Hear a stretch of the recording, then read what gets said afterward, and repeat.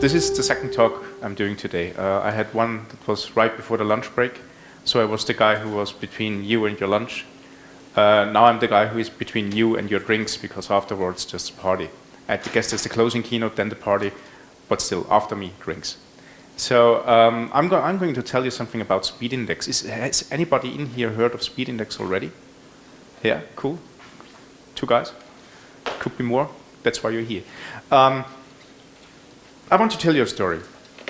I had a client once, which I created a website for. And this client was very, very picky about his briefing document. It was about 300 pages, detailing every little bit of the website, how it should work, how it should look, how it should function, how it should behave. And I can't remember the whole document anymore. I never even read it fully, to be honest. But there was one line in this document that haunts me to this very day. And it was, the page has to load in less than 3 seconds, or in 3 seconds or less. So we were, all right, let's do a page that loads in 3 seconds or less. We brought our deliverable to the client.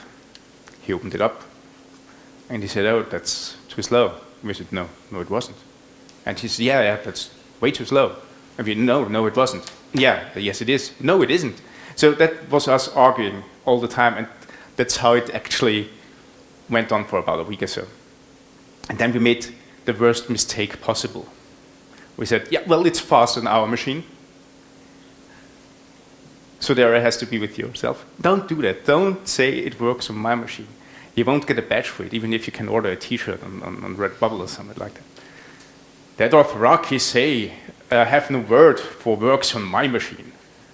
So don't do that. Other than that, use metrics.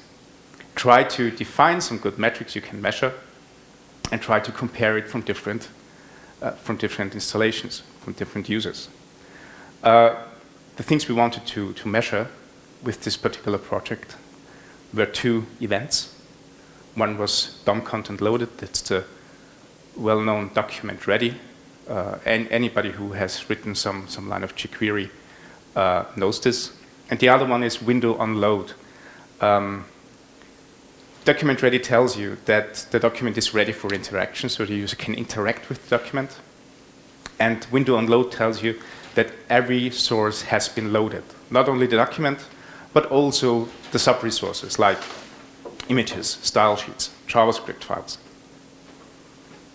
And with a little JavaScript object that is in every browser to this date, with window performance timing, we were able to measure those timings when each event has happened.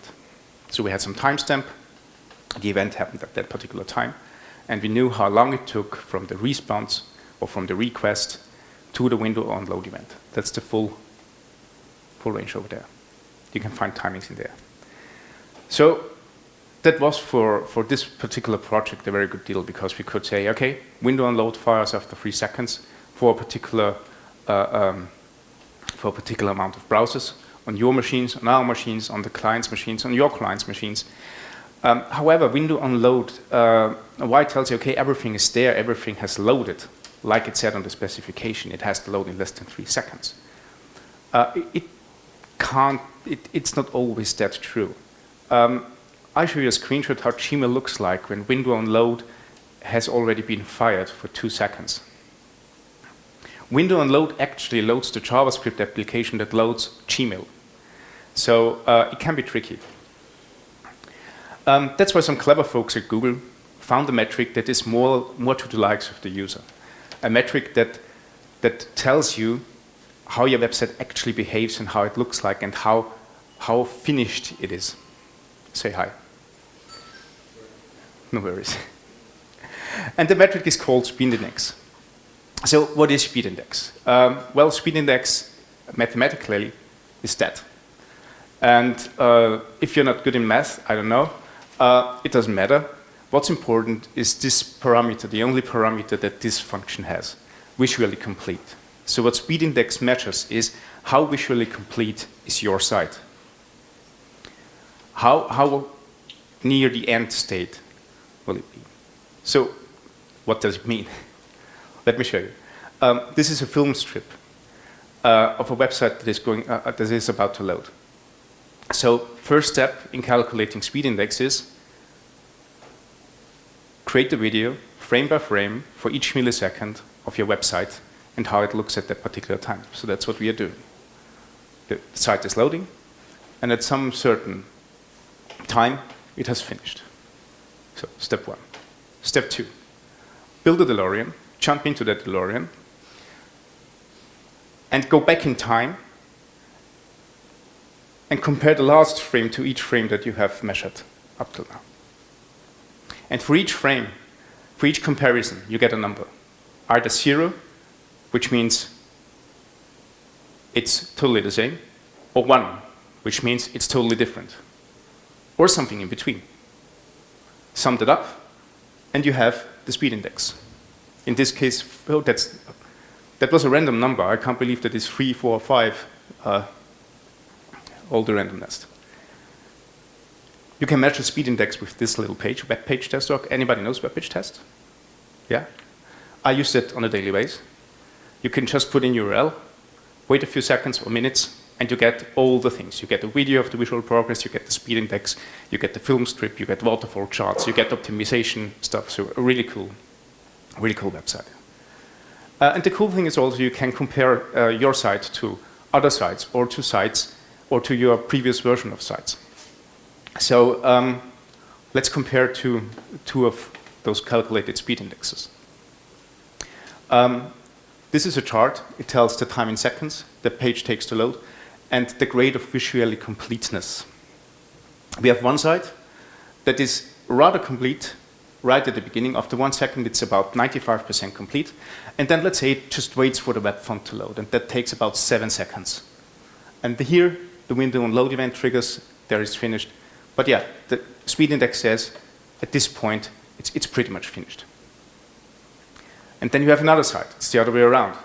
After 1 second, you just get a little bit, maybe the header. Then you wait some quite long time, let's say for a background image or something like that. And then the image is loaded. You get up to 90% immediately in a high jump. And then you just have to wait for some web font again.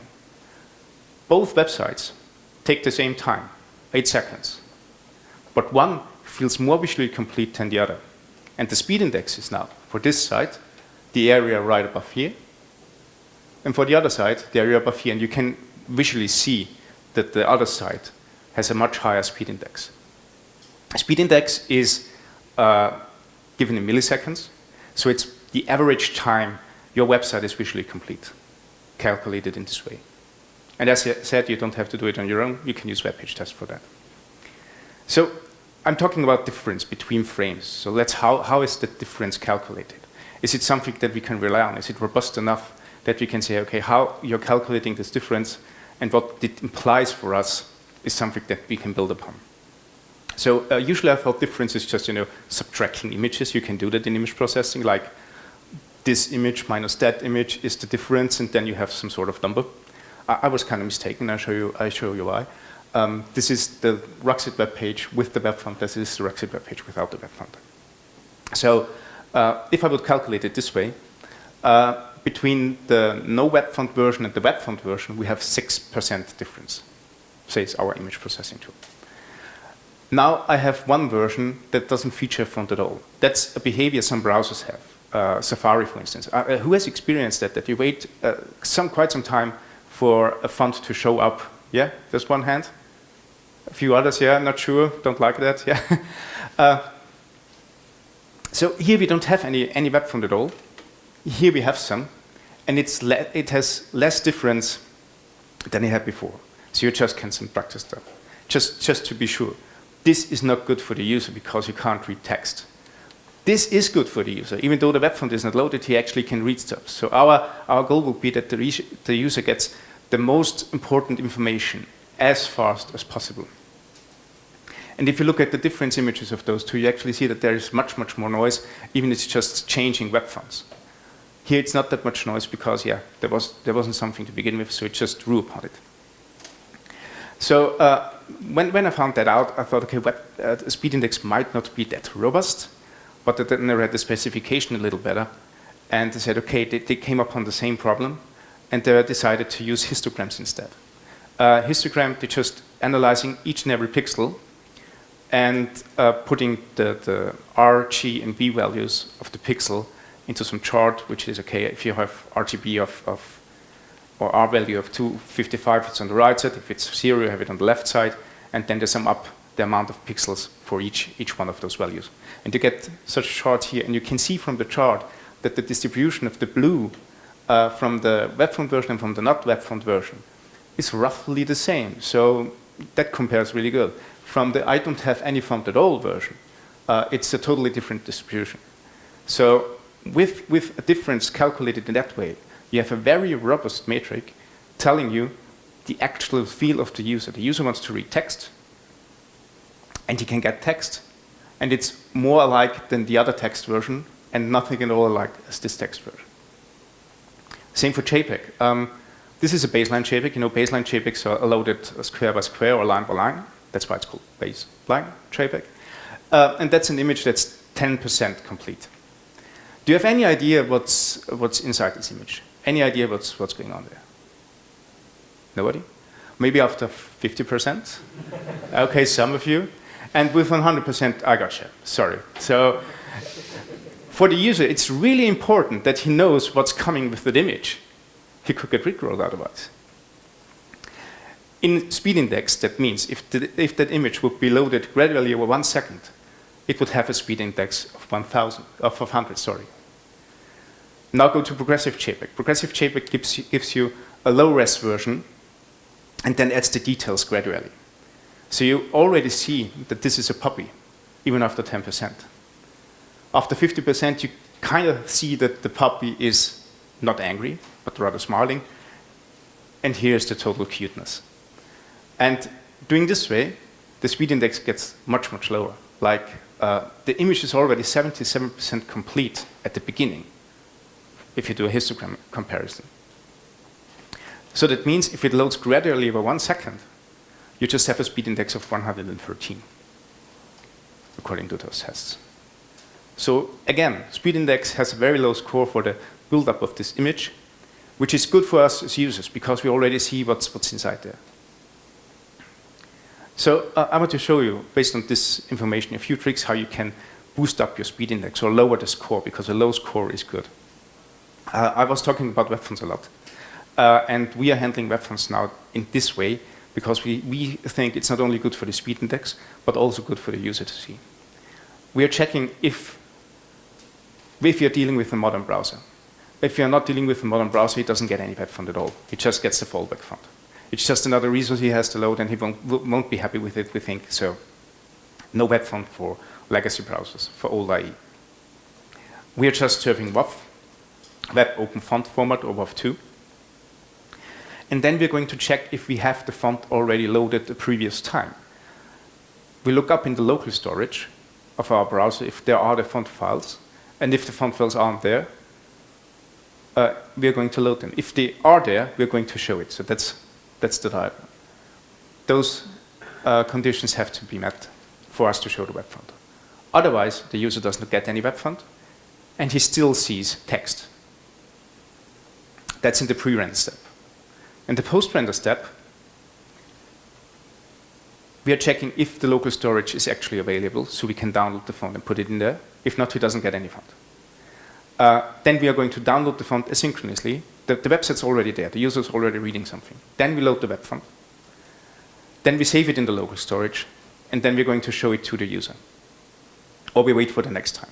If we would say, leave the font in the local storage and just show it the next time, then it would kind of behave like a property that's now coming to the CSS standard, which is font appearance optional, or something like that. Font something optional. So actually something that is considered best practice and finds its way into the CSS specification. The thing is, with all the no font stuff, or people not getting fonts, we just have a very small user base who actually don't get any font. The other ones are getting it optimized because downloaded, saved, and saved up for the next visit. In the next visit, he already has it. Another technique that we are using is critical path CSS. Anybody here heard of critical path CSS or critical CSS, you again. This is a very rudimentary timeline chart made by yours truly. That is the document, the index.html document that is loaded. And now, usually, when the index.html is at its end, it's going to be parsed.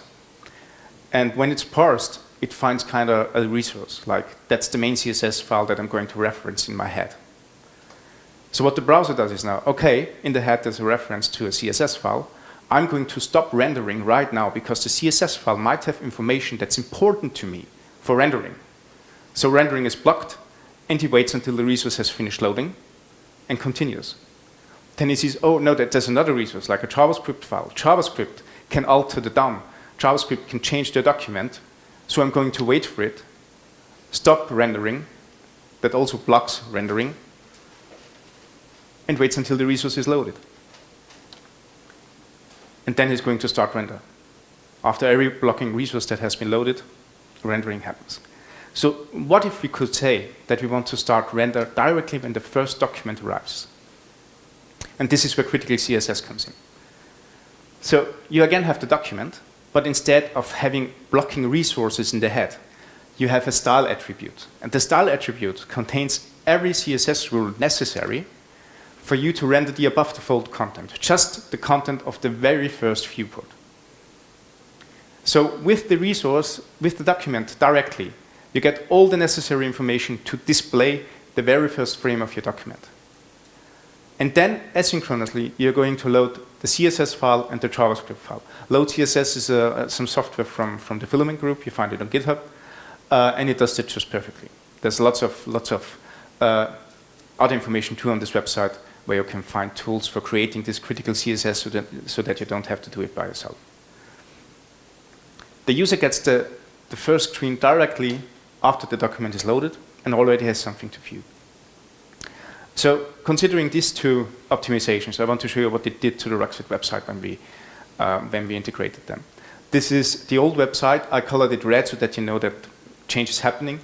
And I'm going to press this camera button that's from the Chrome DevTools, and he's going to reload the site and creates a film strip of the site building up. So I'm going to click here. And as you can see, it's recording, it's loading, nothing is changing. Now I get a few information already, waiting for the other stuff. It's constantly loading, and waiting. And it takes about 8 seconds. Then you have something like the web font was already there, and you have the whole start screen, and he's finished. And as you can see, after about 8 seconds, the DOM content was loaded. So there was the DOM content loaded event. Document ready. It took quite some while. That's on low 3G, by the way. It's not on cable or something. It's just 3G. Now I'm going to show you the updated version when we included critical CSS and asynchronous web font loading. Again, that's the website. I'm going to click on the network tab, then on record, and then you're going to see the build-up of the website with those optimizations. And I click it, pay attention, check, it's here. And as you can see, it's still loading the web font. It takes some time till the web font is activated, like here. About 8 seconds, still on low 3G, but the user was already able to read our website. After 400 milliseconds, we were reducing the time to display from 8 seconds on slow 3G to 400 milliseconds by just doing 2 optimizations. I think that's kind of impressive. And still, I don't know if you've seen it, I was just talking right next to it. After 8 seconds, the DOM content loaded event triggered at the very same time. But the visual representation for the user was a completely different one. But to be honest, I'm not 100% happy with the critical path CSS. While it's good, it has one fundamental flaw. That is, it doesn't include the scrolling behavior of the user. That's a chart made by Mover. They were kind of tracking the scrolling behavior of the user from users on their site. And they found out that after 4 seconds, about 9 to 11% already scrolled down. And if you're on the phone, you're not just scrolling down a little bit, but like that, like next slide, next slide. And it goes on. The more you wait, the more people are scrolling down. And that's critical for critical CSS because everything below the fold is not considered, it's not taken into account. So you also have to know the scrolling behavior of your users to do that. That's how it would look like if we had some master scroller on our website. This is a meetup, a local meetup group I'm doing with Tom Einwaller, who is also here at this conference. And this is the above the fold content. Below the red line, there's the below the fold content. And it looks kind of the same. So if the user scrolls down, he gets something like this on the complete version and on the non-complete version. So we don't want to give our users this. We should have something like that. And what we did to cope with that, we were actually finally engineering our CSS just to feature rules that are really, really important, dropping off all CSS frameworks, dropping all off all unnecessary classes that you can have, so that we had a style sheet that was gzipped about, I'd say, 3 kilobyte, which is not that much, which feeds into the first load you can get from the server with your document. And then we included the CSS, the whole CSS for all the web pages, directly into the head, instead of having a resource. That's kind of tricky. You have to know your website really good if that's a way to go with. If your website's too complex, that might not be the way for you to go. But other than that, we can optimize our website really good just by looking at the speed index, especially the critical CSS part, since speed index just takes the first frame into account.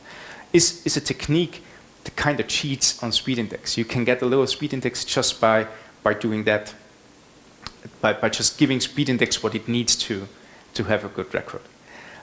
So actually, speed index, really good. Use it, and those techniques are also really, really good.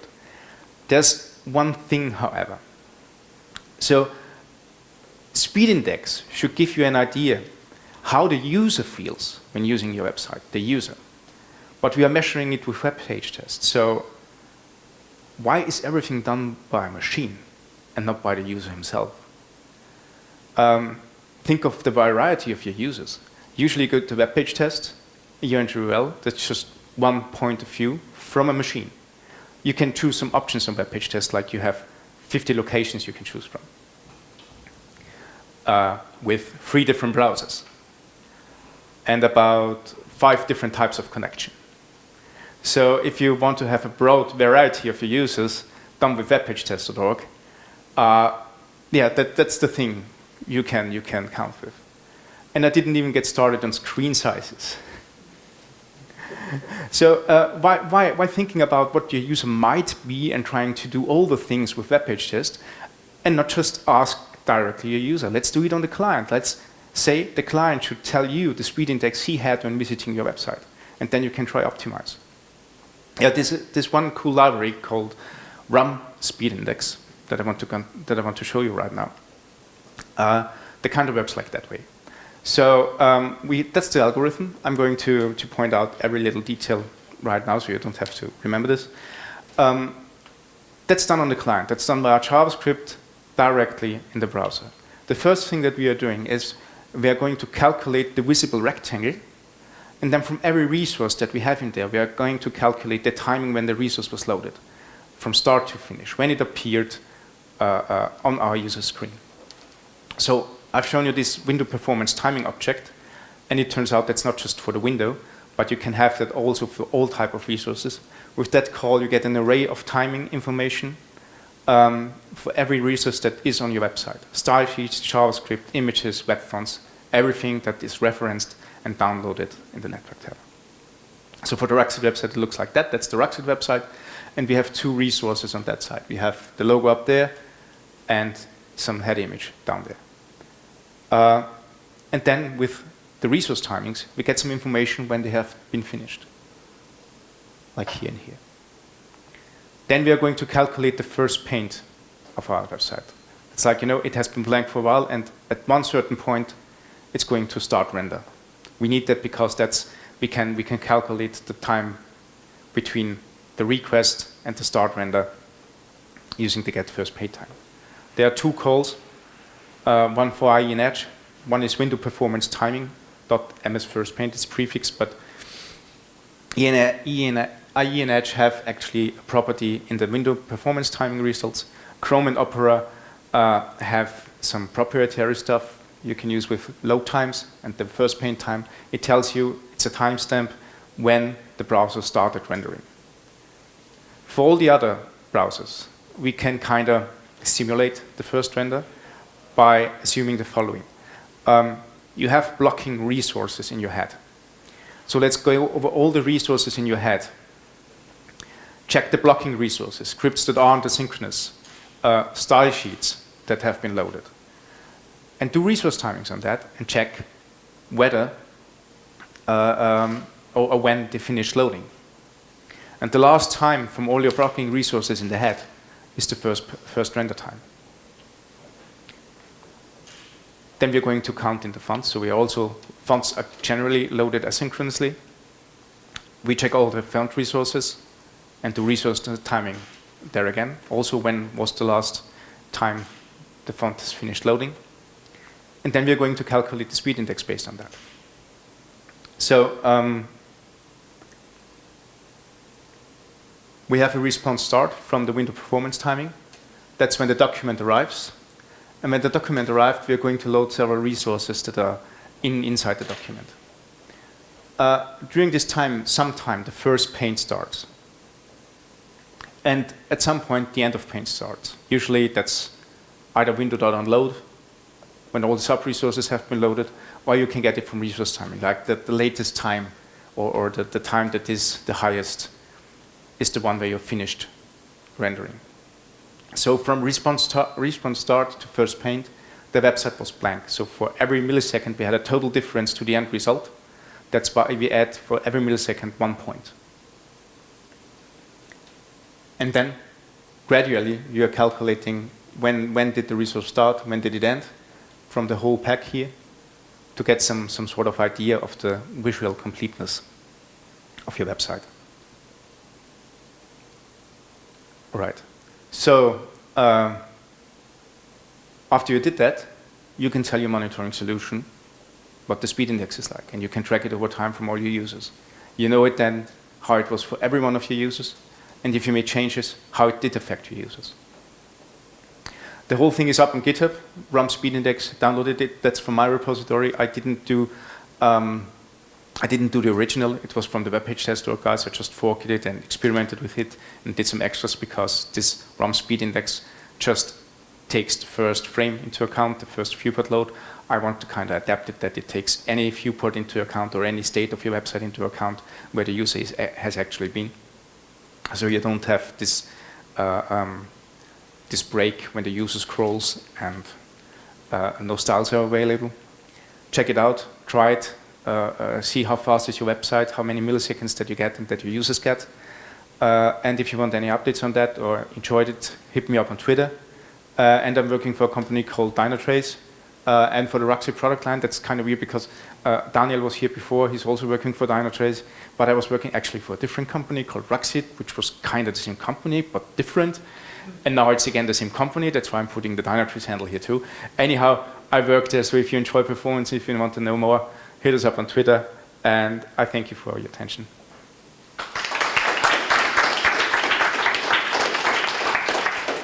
Oh, I always keep it to half an hour, which is amazing. So we have still 10 minutes time for questions. And if you don't have any questions, well, go outside and look for a drink or just wait for the keynote to get your drinks. Yeah? I have a question about single-page applications. Yes. Should the speed index be measured differently on them? Because the first load is also always the slowest, but other loads are... Talking about the question about single-page applications, how the speed index behave. The RAM speed index, the real user speed index, or the speed index from web page test? Well, it's more like a technical question. Yeah. The cool thing is that with speed index, the web page test org speed index actually checks the whole progress of a site, the visual progress, in keyframes. That's actual images of how your site looked like. So if you have some sort of preloader that runs, and then you have the website ready, it takes all that into account because it's just interested in the end result when there is no visual change anymore. Web page test org stops when it knows that there's no visual change anymore, which also means that if you have some sort of carousel going on or a video, it still keeps calculating differences. Videos are really, really hard for speed index to get. But yeah, you can argue, is a video good for the user's experience because he has to load a lot of stuff, but yeah. Anyhow, so the web page test org speed index is totally good with that. The run speed index is good with that on the first load, because here you can call run speed index at any time you want. If you want, you can put the user on your site and wait 10 seconds and then calculate it, because it's just interested in the resources that are on your website. So if your single page application loads, let's say Angular is booting up and Angular says, okay, I'm finished, you can call the run speed index function and get the speed index of all your resources on the page. So that's also very robust there. It's not that good when you do a page switch in the single page application, because it's a single page application and run speed index considers pages. If you have some UI switch there, it won't take that into account. But I think you won't need it. Anything else? Very good question, by the way. Okay, if there's nothing else, enjoy your evening. Thank you very much.